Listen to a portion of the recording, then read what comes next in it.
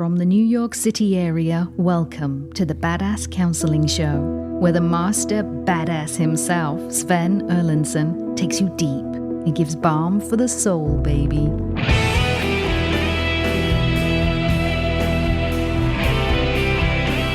Hello, it's great to have you here. This is the Badass Counseling Show. I am the host, Sven Erlandson, and I am joined in studio by a couple of people I'll get to in just 1 second, but I want to greet you and thank you for joining our show. Whether you are on the lakes of northern Canada or down to the Gulf of Mexico, it's great to have you here, and if you are out fishing, I hope the fish are biting no matter where you are. If you're up in the mountains, God bless you, because I am jealous. It's great to have you here. I'm joined by KC over in the booth, and Rob the Rocket sitting right next to me. Rob, yo, what's going on, man? I'm good. The show is kind of like a time warp, like it's really, really hot today, but when you're listening to this, we don't know what time of year it'll be. Maybe it's cold. Maybe you already know the results of the election that's in several months from now, but we don't know. But you, sir, are the master of time and space. We are transcending time and space. And it's interesting point you bring up there, Rob, that we may be taping this in, one of the summer months, but somebody may be not listening to it, never hear it until it's January, and they're on a boat destined for the Antarctic to do some research. Could be. Hey, there are people, the Coast Guard cutter goes down there and cuts the ice open so that the research ships can go in. And if you're listening to us and you are on a ship going to Antarctica, I'm not jealous. I have no interest in going to Antarctica. I grew up in Minnesota, which is not the end of the world, but you can see it from there. And so I know what cold is. And so if you're on that ship, God bless you, because you are a more courageous soul than me. All right. Rob, tell us about Isaiah. Happy to, Sven. Isaiah wrote into us and said, I've been no contact with my mother who lives in Michigan. For almost 10 months now, I live in Virginia. My mother has rarely seen my kids, ages 13 and 10. On the last visit, they were spending some time together and went to a local carnival. I went to visit my lifelong best friend that I hadn't seen in over 5 years, but while I was away, my mother berated my younger daughter for wanting to go on a carnival ride, and then proceeded to grab her arm and try to drag her from the place to leave. I confronted my mother when my kids had told me about this. She confirmed the event happened. I've been in therapy and counseling for the past 6 years, dealing with a long history of childhood trauma. My mother tried to give me the woe is me lines, but I've been doing a lot of work to break the generational trauma for my kids. I've drawn the boundary that she needs to get some therapy and help before I will permit her back into our lives, but I want to make sure or be reassured I'm on the right path. I just kind of stumbled upon your stuff, Sven, so thanks. Hello, Isaiah. Welcome to the show. Hey, good morning.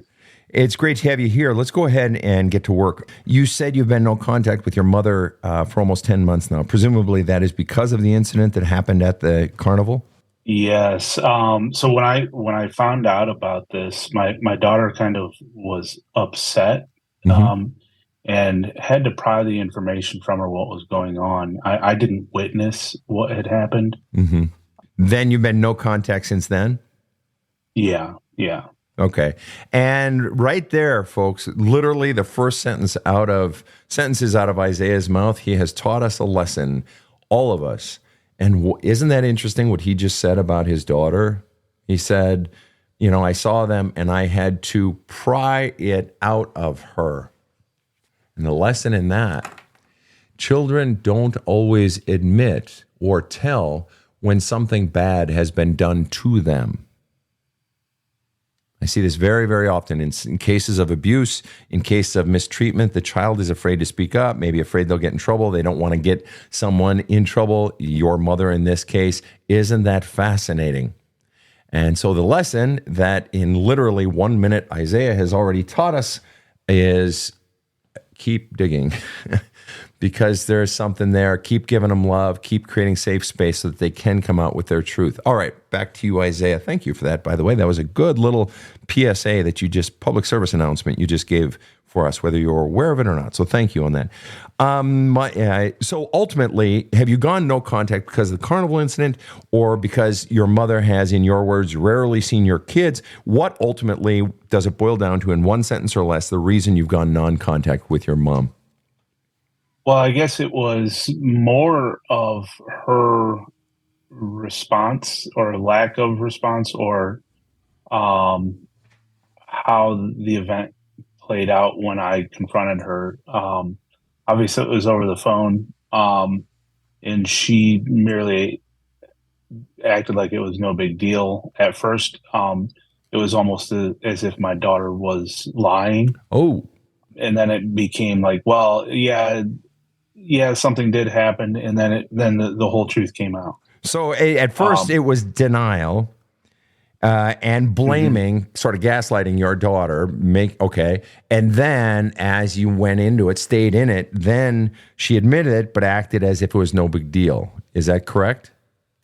That's pretty accurate. Yeah. And what piece am I missing? I myself had endured abuse through childhood from her husband, my adopted father, and that's kind of where the childhood trauma part from my portion came in. So there had been a lot of anger that had been built up, and all of that came out. 30 years of kind of repressed anger. Oh wow! In that moment, in that phone conversation with mom, in that phone conversation came unleashed. Wow. So the presenting issue was, we're talking about my daughters and your treatment of my daughters, and then holy shit, all of a sudden this volcano comes out of nowhere. Yeah, and so then it turned into this pearl clutching moment, and I say that I've never spoken to my mother that way, Wow. and I'm not necessarily proud of how I spoke to her. I have respect for mothers, but at the moment, though, my duty as a father kind of overrides my obligation as indisputable. Indisputable. As a son, like that. 100%. But let me ask you this. There. Right. But what's interesting is, so you just said, tell me if I heard you correctly, that my responsibility as a father basically supersedes my responsibility to, be honorable, honor your mother, father sort of thing, and speak decently. And she quoted that exactly. Oh, of course. How convenient. Okay, that's great.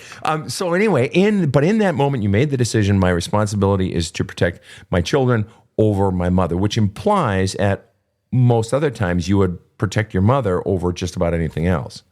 But that's one. That's very true. Well, and then isn't it fascinating? In that moment, the real decision you were making, it felt like I'm protecting my daughters over my mother.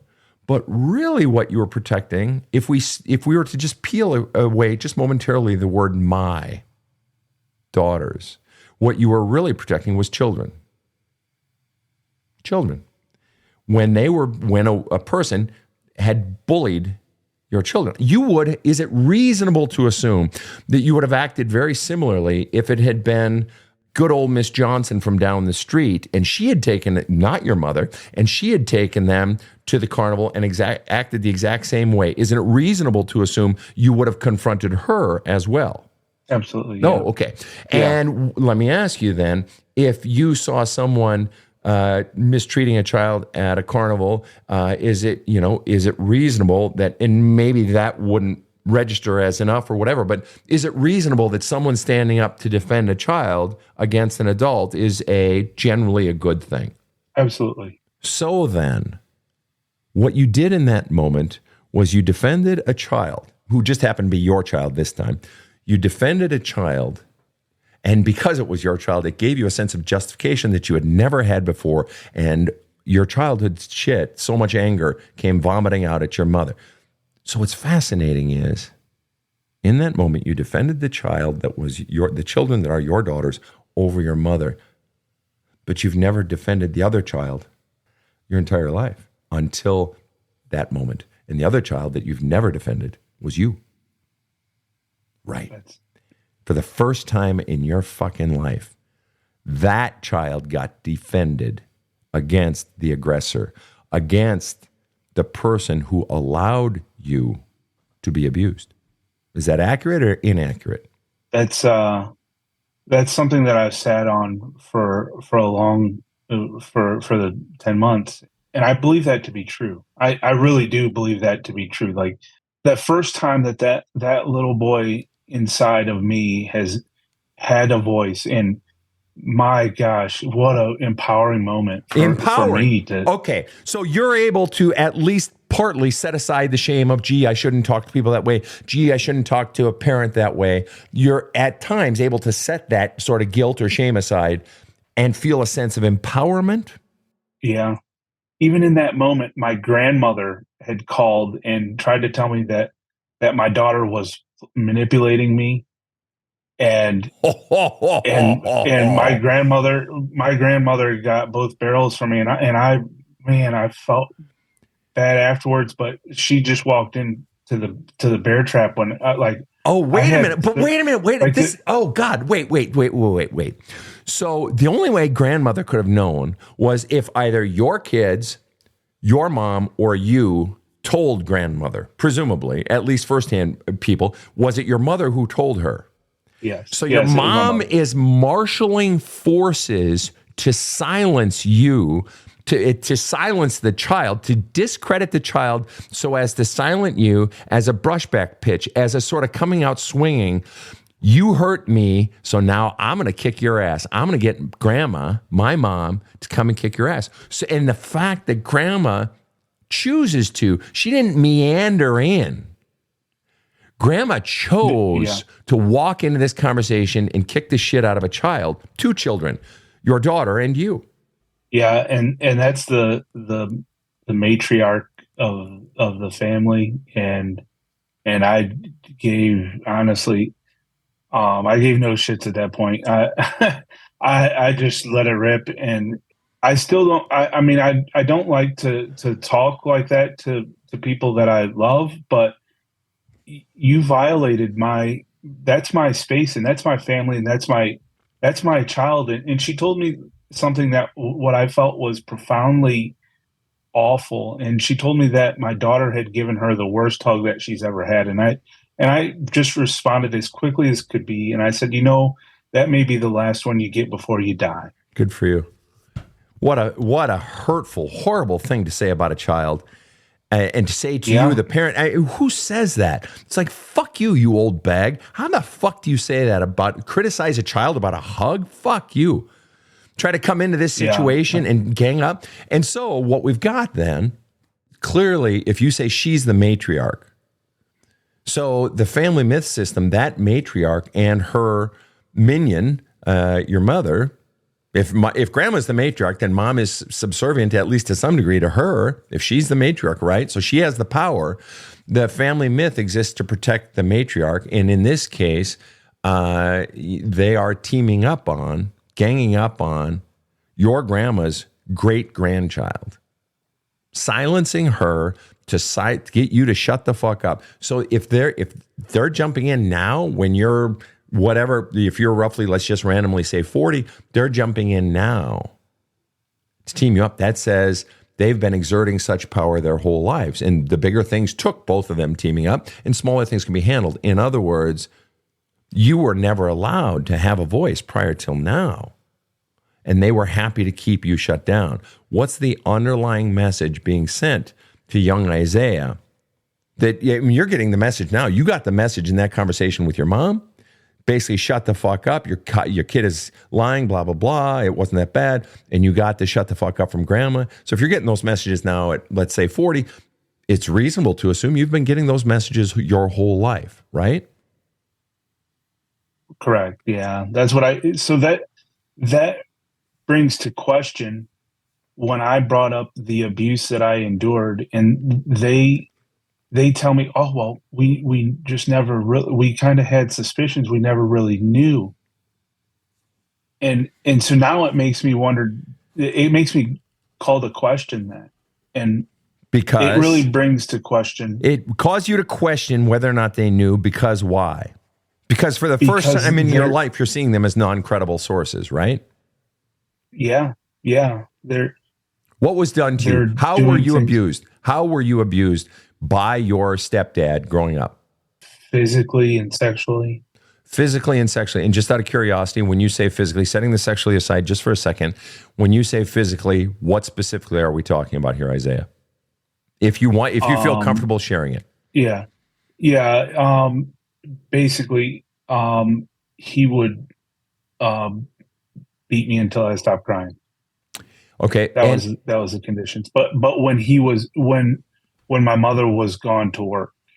I never knew when that was coming, why it was coming, or the reason behind it. And if I told anybody, it would be worse. If it was always there, very random. There's a lot of it that I still have blocked out. So, of course. And so you grew up living in fear, clearly. And you said it always, every single time happened when mom was gone. Is that accurate? Yeah. And when you say he would beat you until you stopped crying, when you say beat, what are we talking about? Spanked, hit across the face, punched in the back of the head, thrown across the room? What are we talking about? Hit with a board, with nails in it. So, yeah. I mean, and did the nails? Forgive me. Did the nails puncture skin? Did the hit with the board leave bruises? Yeah. I mean, I don't. How old were you when this was happening? How old were you when this was happening? Started, I think, around 6-ish. I don't remember a lot of those years, but well, understandably, to block it out. I want to stay on this thread here, Isaiah. So you're around 6-ish. Let's just go with that. All right, let's run with that. You're 6 years old. Who did your laundry? Did you change your clothes in front of your mother? Did you ever shower, or did she, or bathe? You did, parents bathe their children. Would your mother have ever seen those wounds? Is what I'm getting at. I don't have any of those memories. I don't know. Okay, and now let's approach it from a different angle. If your 6-year-old daughter, your daughters are 13 and 10, but if when your daughters were 6 and had puncture holes on them and bruises from boards, even if it wasn't you, think back to when your daughters were 6 or when they were 8, would you ever see your daughters or a son with their shirt off?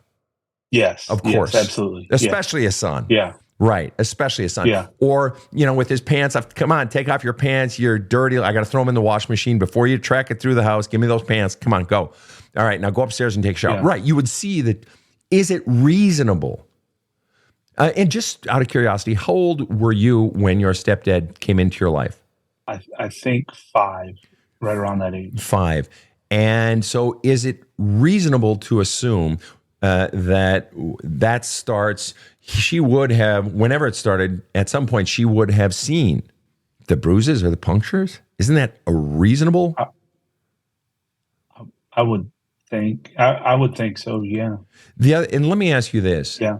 When your child was, pick one of your daughters. If one of your daughters or kids, I think you said they're both daughters. Yeah. No, one's a son. One's a son. Okay. All right. No. Let's go with that. If your son, when he was, let's say, 7, if he had been at school and he had gotten just punched hard in, like, let's just say the back of the head, or just thrown into the wall hard and really bullied hard, bad stuff, beat up. And let's say he comes home and you don't necessarily see anything on him, but would there be a difference in your son's countenance? Would there be a difference in his carriage? Would there be a difference in how he acted? Would it register? You've raised 2 kids, the 13 and 10. Do you know when they've had a bad day? Oh, yeah. So isn't it reasonable to assume that you would know if they'd gotten the shit kicked out of them at school? 100%. Because it would register on their motherfucking faces, wouldn't it? Yeah. So isn't it reasonable? Yeah, but Go ahead. What do you want to say? I'm a different parent. I'm involved in their lives. You're involved in their lives. You're involved in their lives. And so isn't that really the story in and of itself? That you were beaten with a board to that degree with nails in it, people. Just let that sink in, everyone. Isaiah, you let that sink in. If anybody, you're in jail.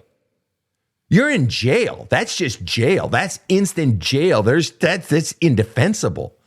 And what you're basically fundamentally saying to me is you would know if your child gotten hit at school because you're an involved parent. You would have to be a pretty checked out the fuck parent to not know that your child has been beaten, hit with, and not to mention beaten with a board that had nails in it. How fucking checked out, how fucking not give a shit do you have to be? You can't blame that shit on generational trauma, or she had her own shit. A board with nails in it. That's the stuff they show in movies. What are you thinking? What are you feeling? Talk to me here. I know he was sick. I don't excuse. Let's not excuse any of the awful things that he did. It's inexcusable. I don't. Go ahead. So, but finish your thought. That. I know he was sick, and I appreciate your saying I'm not defending him. Good. I'm glad you said it. Now, finish that sentence. I know he was sick. So when I started on my therapy journey, I really struggled with all of this because it plagued me for a very long time, with fear of having kids and turning out in the same way.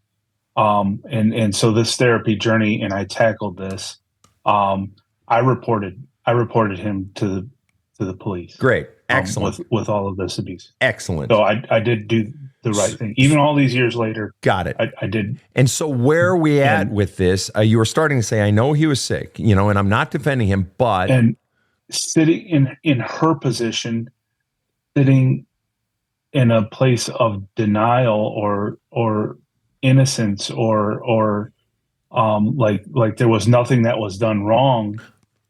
What is almost the travesty. It's almost worse. And that's the hardest part that I'm struggling with. Like you tell me that you loved me and you cared for me. You did the best that you could, and I didn't even get an apology. Like there wasn't even an I'm sorry that happened at this event. And so what I've been faced with over this past time, I've found myself grieving over my mother.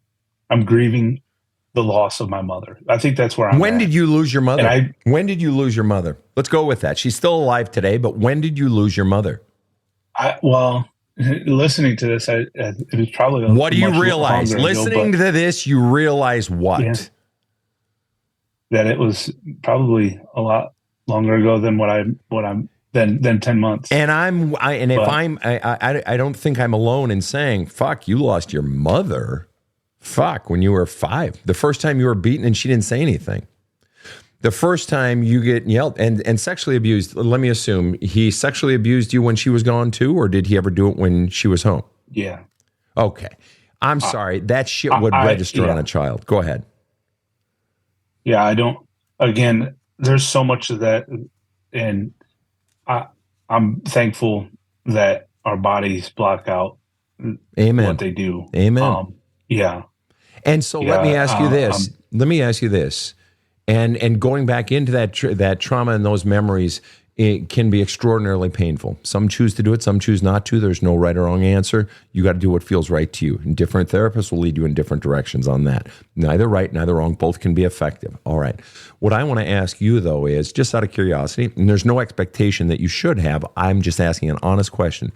Have you ever confronted your mother of what was done to you by this monster? I have. I've tried, and I've expressed to her that it has happened. But she expressed like this almost feign of she never had any inclination, like, and then it was, she expressed like she was going to go shoot him and kill him, and all of these really over the top reactions, which it was just BS. Like, it was just theater. How did you know it was BS? How did you know it was theater? It just wasn't. I could say it. Finish that sentence right there. Finish that sentence. I could feel it. You could feel it. Yeah. That's it. Yeah. It was BS. You could feel it. Go ahead. Yeah. There was no sincerity behind it. And unfortunately, one of the things with experiencing trauma like this is you don't know what to expect. So you develop this sense of intuition, and sometimes it's accurate, but most of the time it's accurate. You can pick up on where people are at. Sometimes it's not 100%. Well, but it's pretty good. But I could tell with her that it was bullshit. It was kabuki theater. Yeah. All and it was for everybody else, not for me. Well, it was for her. It was for her, yes, for everybody else, but it was for her to justify herself. I didn't know, and gee, now that I know, I'm going to kill him. She looks so good in her mind. One more question before we go to break. And the question is simply this. Does your mother believe that she's a good mother? I think she does. Okay. And in light of everything that was done to you as a child, and in light of especially this latest evidence with the carnival thing, and there's no apology for it, which offends you more? And there's no right or wrong answer. Which hurts you or offends you or pisses you off more? All the stuff she has done and left undone in your life, or the fact as your mother, or the fact that she believes she was a good mother? You get the like, you can mess up. You don't have to be the best mother. You don't have to be the best father. But when you mess up, it's just say you messed up and like, okay, let's fix it. Yeah. Let's just go where can we go from here? Right.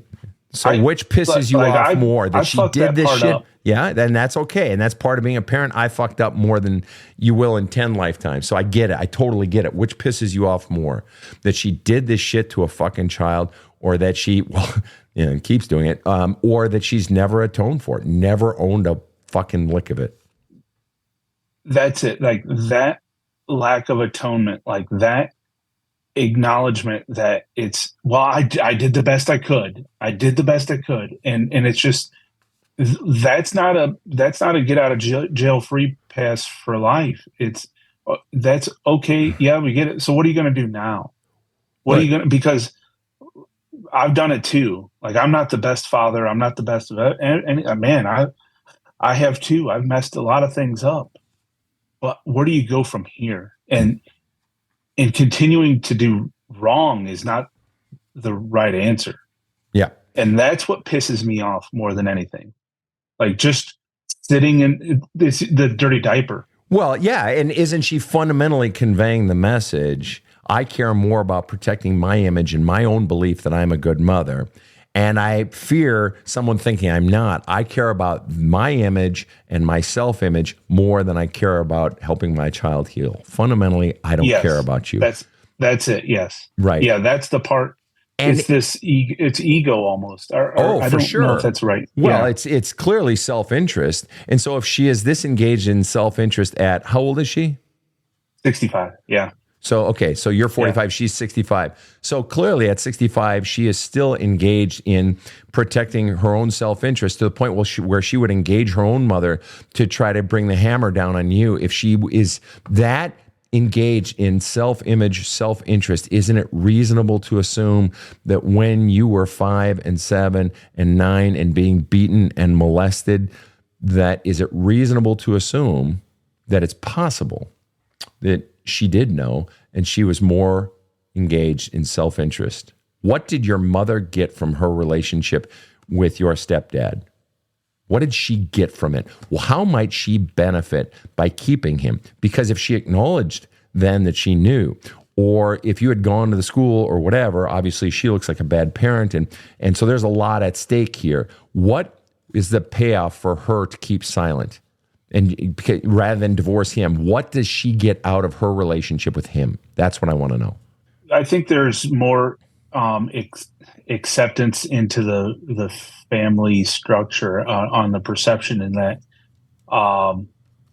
this idea of how the family's supposed to go from the family view. Like, so she's fearing the judgment of the family, and she's wanting the acceptance.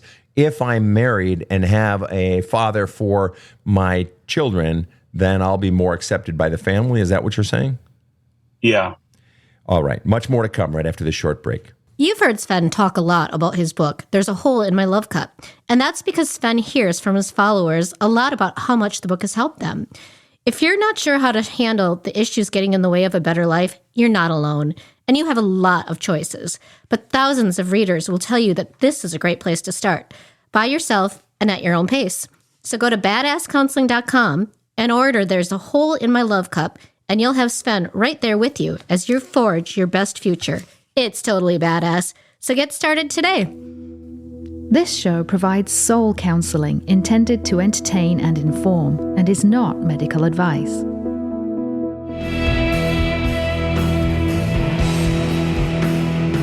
Now, back to the badass. And we are back with Isaiah. When you say that basically mom was trying to get the acceptance of the family, which implies she feared the criticism of the family, who's at the top of the list when it comes to family? Who are we really talking about here? Be my grandparents, her parents. Whose criticism would your mother have feared first? Top of the list. I just want to know who's at the top of the list. Her parents. And if you had to pick one parent or the other, who would it be? Her mother. Precisely. Absolutely. If she's the matriarch, she's the one with the power. So it is reasonable to assume if I think generational trauma was brought up, that's thrown around a lot and so on and so forth. It's reasonable to assume then that your mother feared the criticism and long desired the acceptance of her own mother. And father too, but top of the food chain sounds like mom, right?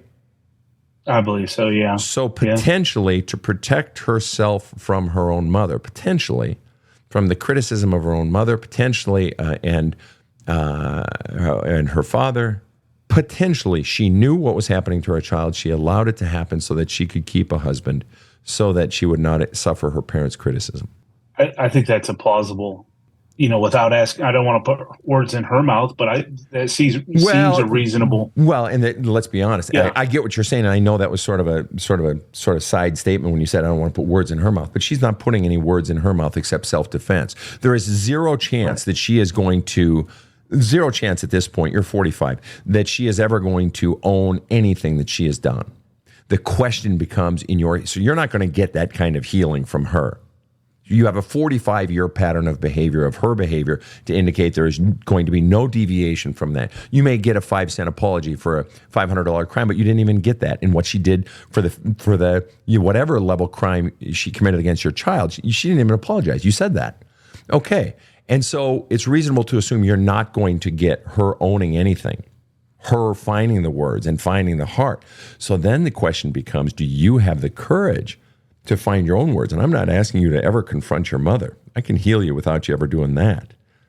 But the mother that's living and breathing in front of you, but do you have the courage to confront the mother of your childhood who's not living and breathing, who's been dead, and who left you at some point? As we were discussing earlier, you lost your mom at a very young age, I would offer. The question is, do you have the courage to go back and slay the mother? And again, you don't ever have to say anything to the living and breathing mom. And the way you slay the mother is by having the courage to look at the fucking truth. Yeah. You grew up in the 90s. Yeah. You grew up largely in the 90s. Am I correct? Yeah. I'm sorry. Oprah had already been on fucking TV for a fucking decade. Phil Donahue had been around long before that. Yeah. Notions of child abuse and child awareness and family and the importance of protecting your child and fucking parenting classes. As I said in a previous episode, I used to teach parenting classes. My mother taught parenting classes in churches, in schools. It's like, she didn't do her fucking best. She didn't do her best. She could have done a fuck ton better, because how the fuck in the 1990s does a child get beaten with a board with nails in it and she doesn't fucking know? How does that fucking child, how does it not register all over? You would have changed immensely from who you had been from 0 to 5 to who you became once he started in on you, and as it got worse. Everything would have changed. Any fucking parent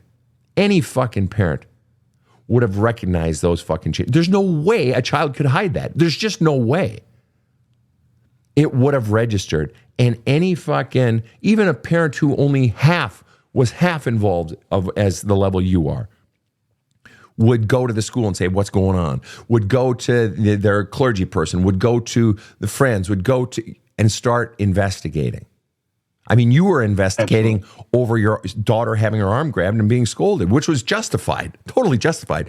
But you're digging. Fuck me. I mean, really? Your kid's getting fucking beaten and sexually molested? And, oh, I didn't even know. It's bullshit. She's been protecting herself the whole time. And so I want to go to something you said earlier. You made the comment of basically, you were talking about your, I've been in therapy and counseling for the past 6 years, dealing with a long history of childhood trauma, et cetera, et cetera. And I guess I want to know, what is the big thing that you haven't faced? Why are you still in therapy? What is still unsolved or unhealed or whatever? This was uncovered in the midst of just kind of where I thought I was on the right path and things were going well, but things were going better, I should say, from where I was at.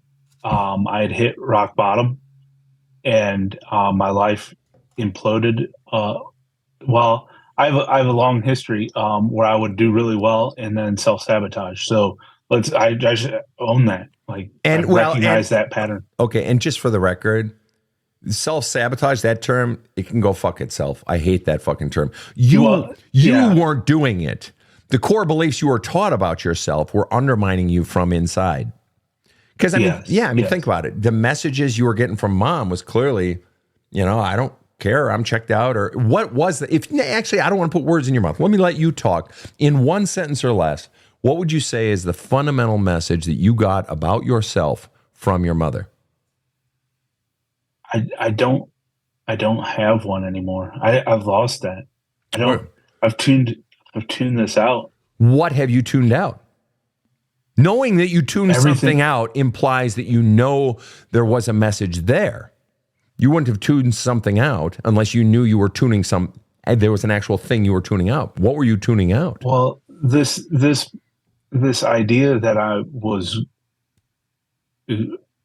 special and great and wonderful. Where the fuck would you have gotten that message? I don't know. Did you actually get that message?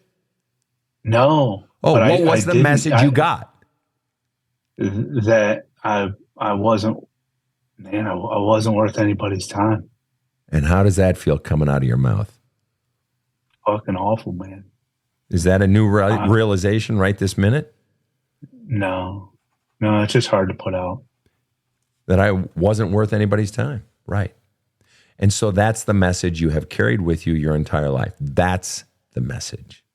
I'm not worth anybody's time. And a child's brain will naturally go from I'm not worth anybody's time to I'm just not worth a shit.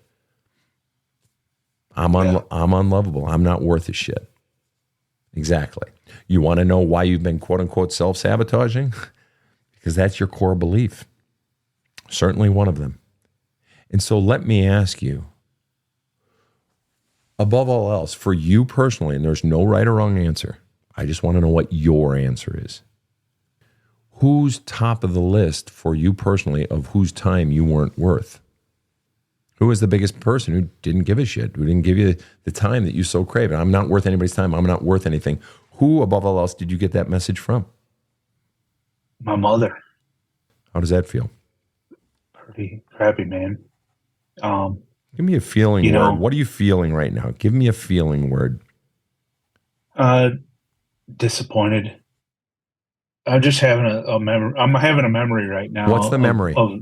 Share us. So my stepfather, he didn't want to go to work one day. So I had asthma. And so he was blowing cigarette smoke in my face to make me have an asthma attack. So he didn't have to go to work. And she was already at work. And then he spanked me that night until I stopped having the asthma attack. And I couldn't tell anybody about it. And then afterwards, I remember he had what I know now is, I guess it was bulimia. So I remember him afterwards going to the bathroom and vomiting. I could hear himself vomiting for hours. And there's nobody else there. And what did you feel in that time when there's nobody else there and all this stuff is happening to you? What did you feel? Just alone and isolated. Is it reasonable to assume that despite things that have happened, you've felt alone and isolated your whole life? Oh, yeah. Yeah. And let me ask you, what do you feel most towards him as you have these memories? What do you feel? I still feel angry. I've forgiven him. Well, wait a minute. Sick, You just said two opposite things. You just said, I feel angry about the situation. And so I feel angry about the situation because the situation, I should have what does never that been mean? there. I should have never been in that situation. So who put you in that situation? My mother left me there with a guy that I shouldn't have been with. Yeah. Yes. Yeah, exactly. Let me ask you this. Was he always kind and sweet and generous to her? I don't remember their relationship all that well. I don't remember them interacting all that well, but he would be that way when she was around, and as soon as she would leave, it was like the switch would just flip. Gotcha. Hey, just out of curiosity, in those times where you were beaten or puncture wounds or bruises, would they all have been in places hidden by your clothes? Yeah. Okay. Yeah. So we're talking about on your bottom, on your chest, whatever. And was it just on your bottom, or might it have been on your back or on your chest or your upper arms or shoulders? Well, I still have scars on my bottom. Okay, so. But would it have just been your bottom is all I'm saying? Those are the ones that I remember the most. Okay. Do you ever? Yeah. So it was strictly isolated to your bottom. Is that correct? Yeah. Okay. And then so coming back to this, so you say, you've forgiven him, there's still anger there, and so forth. It's going to sound like a dumb question. Why did you forgive him? I forgave. He was sick, and I didn't forgive him. I didn't go to him and say, I didn't. Understood. There was no yeah, contact understood. with him. But to yourself, you forgave him because why? Because he was very sick, and he was very sick. So just so I'm clear, I forgave. I sort of let him off the hook. I excused what he did. Yeah, because he's very sick. Because hanging on to it. Yes, because hanging on to it. For me, hanging on to it was only hurting me. It wasn't hurting him. It was doing nothing. You're still hanging on to it. It's still in you. It's because what happened was you fundamentally defend excuse the adult at the expense of the child. Let me ask you one simple question. You've actually already answered it. Have all of your thoughts, memories, feelings towards him gotten out of you? Are they all out of you? Yes or no? No. Exactly. No. Exactly. So then it didn't serve you. Furthermore, what happens and again, I'm not scolding. What I'm saying is there's still more pain inside of you because so many people are saying, oh, you got to forgive. Don't do it for their sake. Do it for your own sake. It doesn't make the pain go away. Forgiving doesn't do anything for me except it stuffs that pain down further. What it does is it confirms the importance of the parent over the child. That act we say, oh, it's for me, the adult child. No, it's not. Because that child, that 7-year-old, that 13-year-old, whatever, never got his pain out of him. It's still in you. You admitted it. I'm still angry. You admitted it.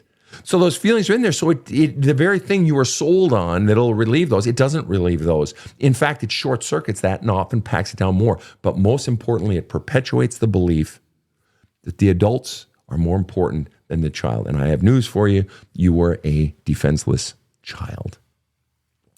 I'll speak for myself. I can't speak for my audience. I can't speak for Rob or Casey, but I think I speak for all of us when I say I fucking hate your stepdad for what he did. Blowing smoke in a child's face so that they have an asthma attack so that I can stay home from work. And let me guess, when he stayed home from work, did he abuse you in some form? Yeah. Precisely. And people talk about, my spouse has a porn addiction or something nowadays, which can be very detrimental to a relationship. He didn't have a porn addiction. He had a child addiction. And it was you. And it was heinous. And it was disgusting. I fucking hate him. Let me ask you this question. Have you ever in your life hated yourself? Lots of times, yeah. And at what age do you think you hated yourself most? I guess about 41. 41. So that's 4 years ago. ago. And what percent, silly question, but what percent did you hate yourself at 41? Roughly. It was about 95% there. Okay. And what's the percent you hate yourself today at this age, at 45? I'm doing a lot better now. I believe you, but be honest. Yeah. What percent? And maybe it's 30. 0. I just want to know what the truth is. No, maybe 30. 30. Maybe 30, like 28. 20. Okay. 28%. I like that. We'll go with 28%. Yeah. Very precise. And what was the earliest you ever hated yourself? Just out of curiosity. 9 or 10. 9 or 10. And at 9 or 10, what percent do you think you hated yourself? Just guessing. Roughly. Maybe 50%. 50? Yeah, 50%. Yeah. So we'll go with that. We'll leave you a margin of error. You can change your mind.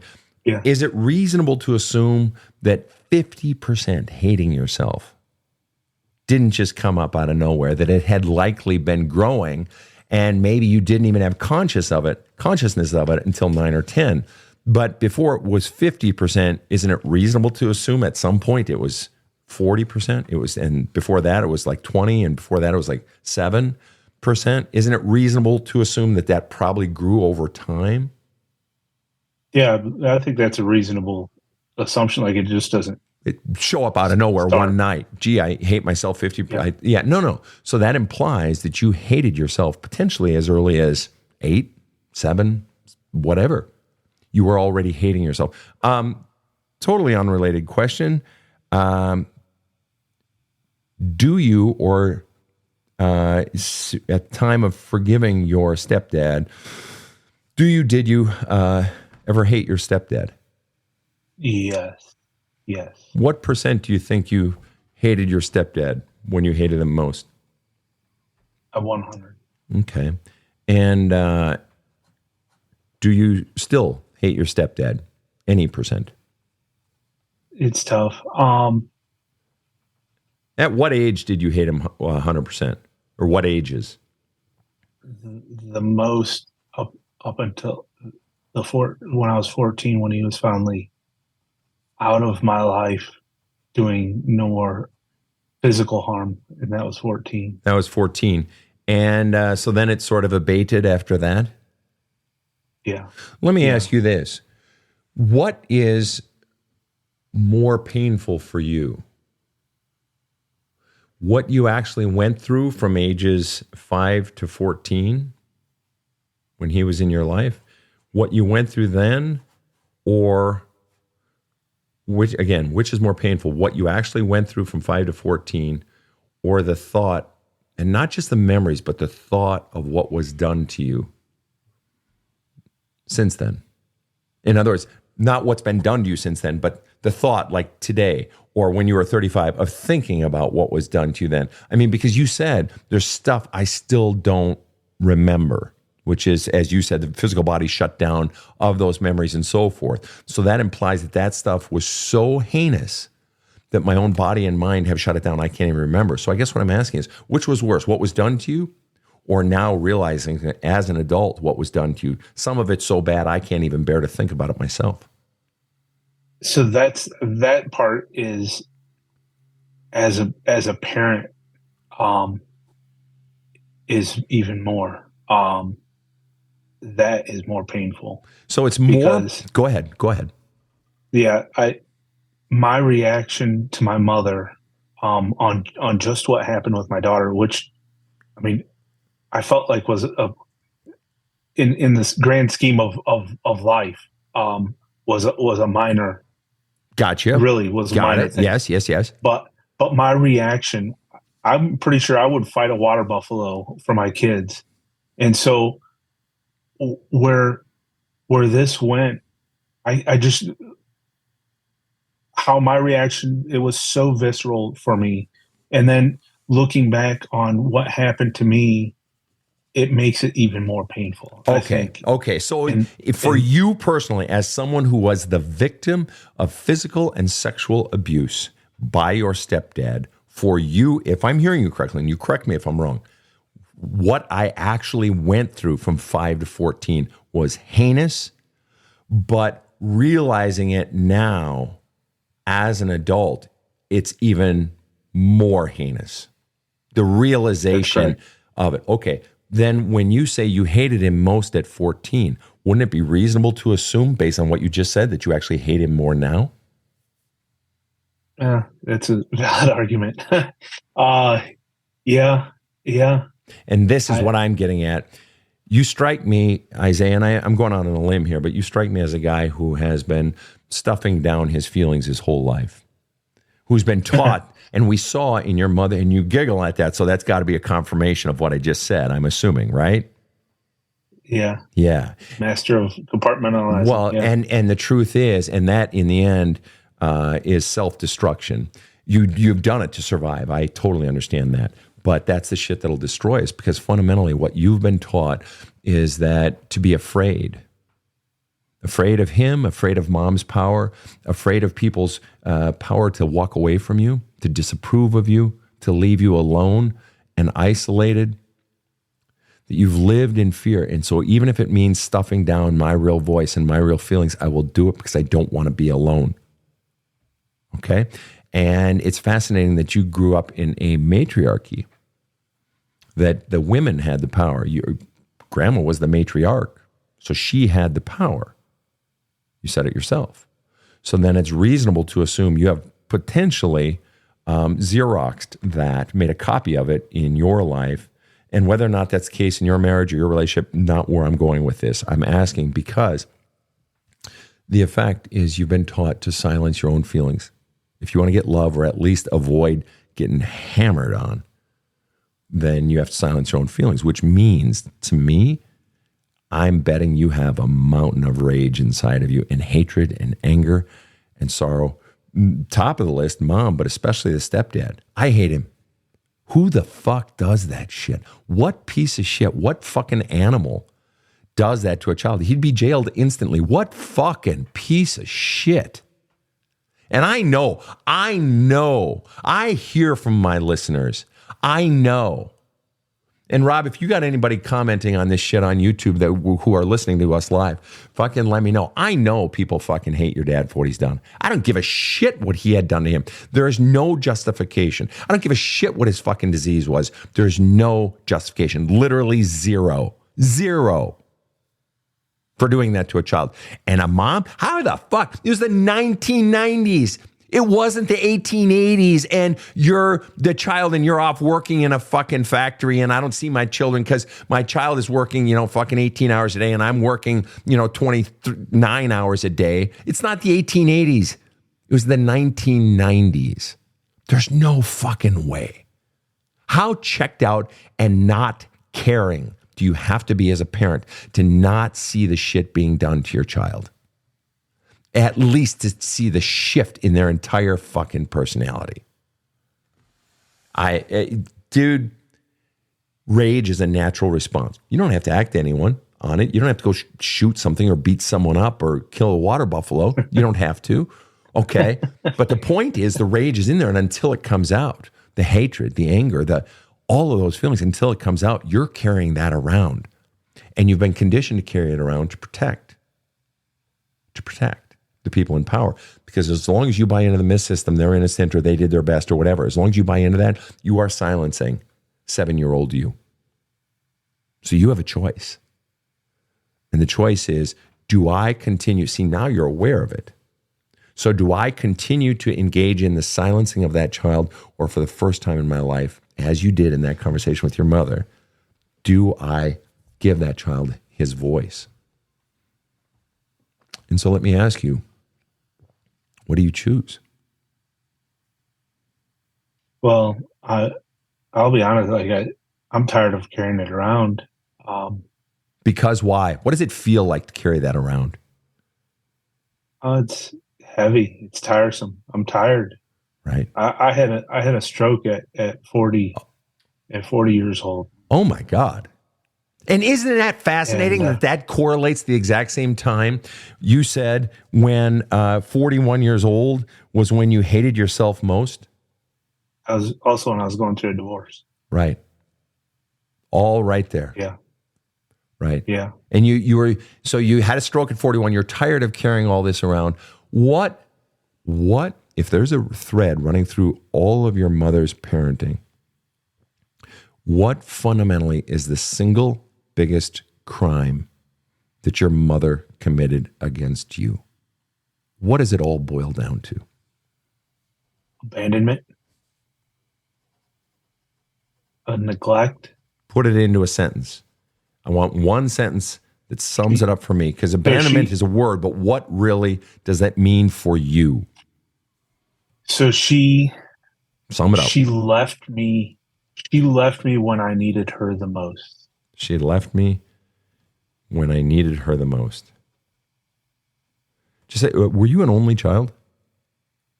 Yeah. And both your mom and your stepdad were working, had jobs. Yeah. I know this is going to sound like whatever, but why? They have one child, and there's nothing wrong with it. I'm not dogging people who work. I'm just wondering, you speak like she was always working. She was always gone. Anyway, it just strikes me as odd because you say she left me when I needed her most. Just out of curiosity, I don't know where you live, but on the police cars in the city where you live, what does it say likely on the side of the police car? To blank and to blank. Usually, maybe it doesn't in your city, but usually what? To protect and to serve. What is a parent's first protect job? and to serve. What is a parent's first job? Yeah. What is it?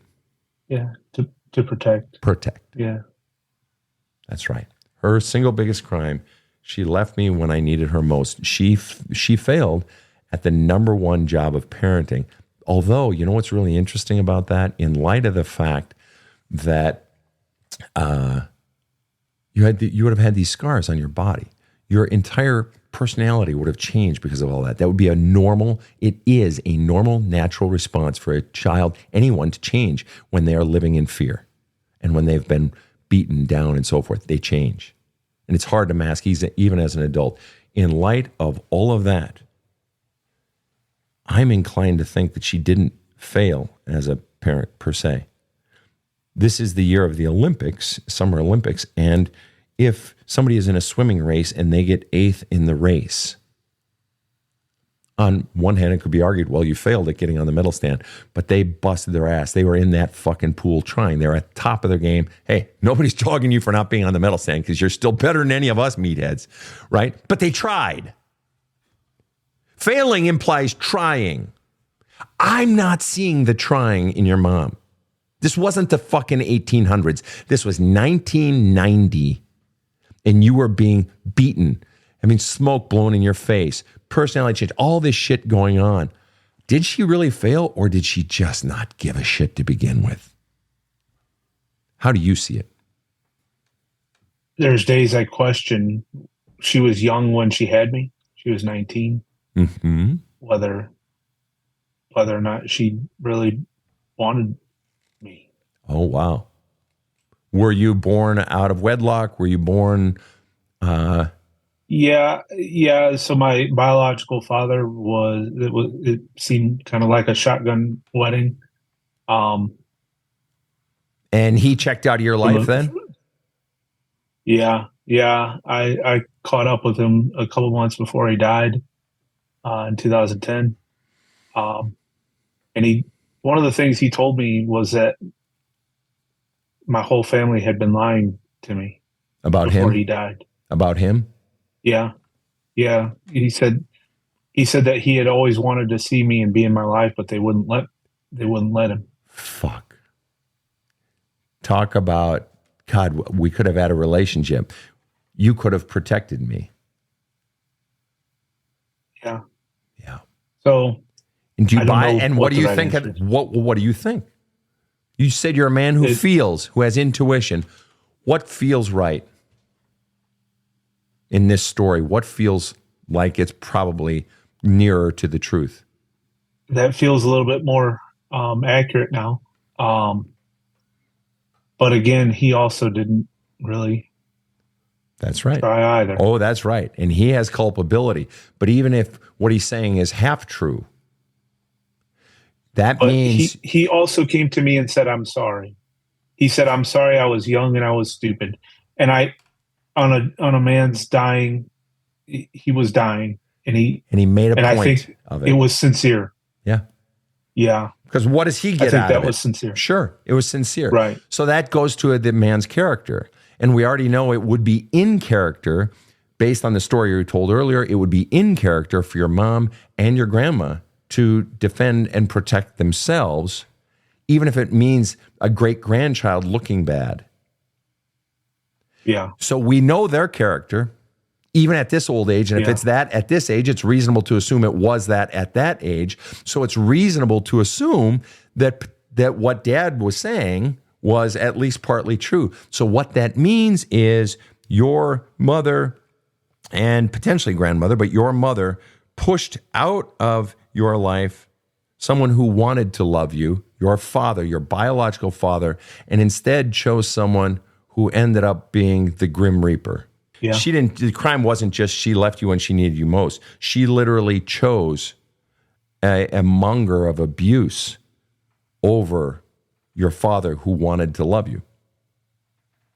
Even if what he said was only half true, that he only half, even if we don't give him the total benefit of the doubt, because he didn't come, she chose an animal. She chose an animal. Yeah. Yeah. Yeah. And the truth is, there's the hatred, the anger, the rage for your mother is just as strong, if not stronger, than it is even towards your stepdad and your biological father. All of that.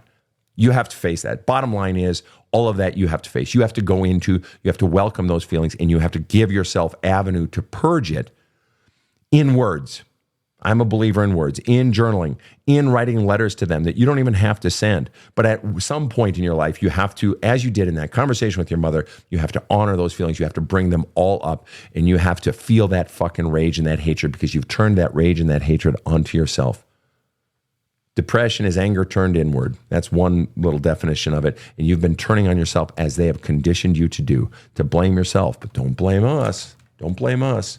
Blame yourself. And that's what you've been doing. And that has to fucking change.